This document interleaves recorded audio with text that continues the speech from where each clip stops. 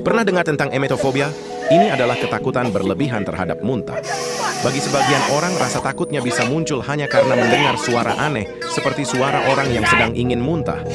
Suara tersebut dapat memicu rasa panik, mual, bahkan membuat tubuh ikut merasa tidak nyaman.